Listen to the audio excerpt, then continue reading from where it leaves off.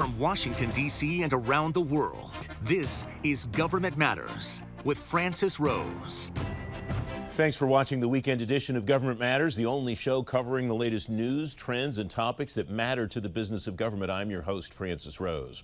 The Air Force is testing a new airplane virtually. The Force's head of acquisition, Will Roper, said this week it's designing, assembling, and testing a new fighter jet in the digital world. It's one example of how the Force and the military broadly is trying to walk the innovation walk. Lauren Knausenberger is the new Deputy Chief Information Officer at the Air Force. Lauren, welcome. Congratulations on your promotion. What's the connective tissue that's connecting efforts like Will Roper talked about this week, like AFWorks, like the Spark Tank that you have been involved with, and others? How's the Air Force trying to connect all of those together, Lauren? So we have been an innovative force really since our beginnings, and digital engineering has so much opportunity for us to get after right now. And you heard what Dr. Roper said about it. It was very inspiring. And really what we're looking at is we've talked before about how we innovate in pockets in the Air Force and the DoD writ large because it's such a large organization. And we're really trying to focus on how we get synergy. Our chief has told us that we must accelerate, change, or lose. We know this, you could use the terms adapt or die, and we are embracing it. So you've heard me talk about things higher up the stack, about our software factories, what we're doing with AI, and even about the cloud.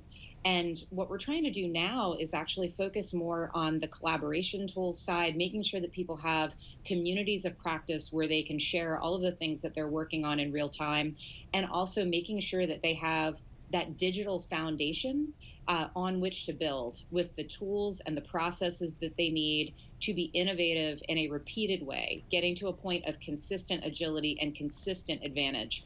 Because if you just innovate the top of the stack over and over again, you never get to that agility that comes from that digital foundation, that solid network, et cetera.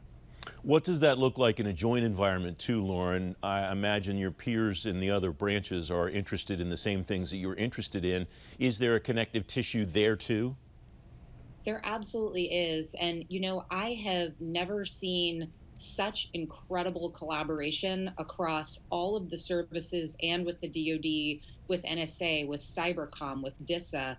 We are talking multiple times a week. In the early days of COVID, we were talking multiple times a day.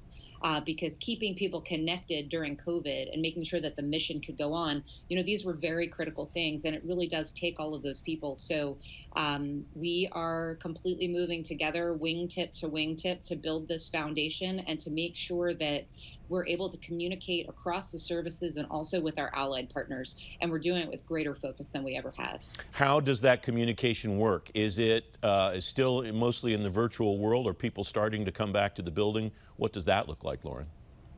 So it's really a mix. You have the mix of kind of the restaurant protocol, where there are fewer people around the Pentagon, but most of the seniors are still here. And, you wear your mask until you get to your table. And if there's 6 feet of different distance, then, we'll take off the mask. A lot of the broader DoD meetings we do via telecom. And some of those, of course, have to be classified telecoms. But we are moving it forward, and we have more really well-working digital and telework capabilities than we've ever had because we must. And the military has always been great at responding in a crisis. We have not wasted it. You mentioned the new chairman's, the new chief's comments earlier this week, General Brown. He was pretty stark in the way that he laid this out. He's pretty clear about what his vision is and the gravity of the vision. Does that impact the way that you and your colleagues go about doing your jobs? It absolutely does. And for me, I have to support that vision. That vision is that we have to get to a point where we have consistent agility, where we are accelerating the pace of change, where we can spend more of our time designing new aircraft and new capabilities rather than maintaining the old fleet. And for me, in order to help build that world where we have joint all-domain command and control seamlessly using AI to drive machine-driven insights, all leveraging cloud architectures and best-in-class tools with our partners. That means that over the next, during my time in this seat, I'm going to have to build that rock solid digital foundation on which everything lies. And I think in DoD, sometimes we think we have a foundation because we built some cinder blocks here and some cinder blocks there, and maybe, whatever the airmen had under the, under the couch over here, but it's not a seamless digital foundation. So that's step one. Two, enabling our digital talent. And that is making sure that people have all of those job skills that they need and into the future at the speed that they even think that they need to learn something. And Digital U is jumping after that, and also making sure that they have the tools that they need to do their job. And that could be commercial tools and that could be mission tools. And then finally, our budget situation is not going to get better. It's already pretty tight.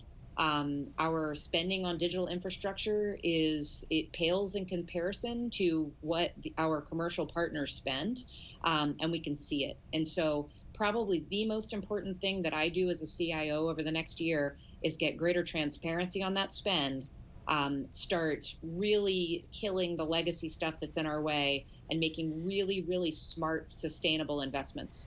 And one of the things we're doing toward that end is launching Operation Flamethrower, because we want it to be very, very clear and colorful that we are aggressively and ruthlessly seeking out manual process and legacy technology that is in our way.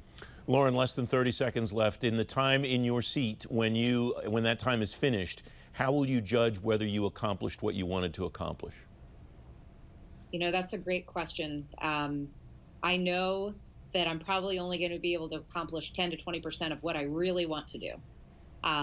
But if I can do that, and if I can get a couple of operational commanders to say, I have what I need to win, or at least I have seen the progress, and if I have airmen saying, I have the tools to do my job and we are headed in the right direction, I'd love to solve all the problems, but at the very least, I want people to see that we are headed in the right direction and that we are starting to build that digital foundation. Lauren Knausenberger, thanks very much for joining me today, as always. Thanks, Francis. Always great to see you.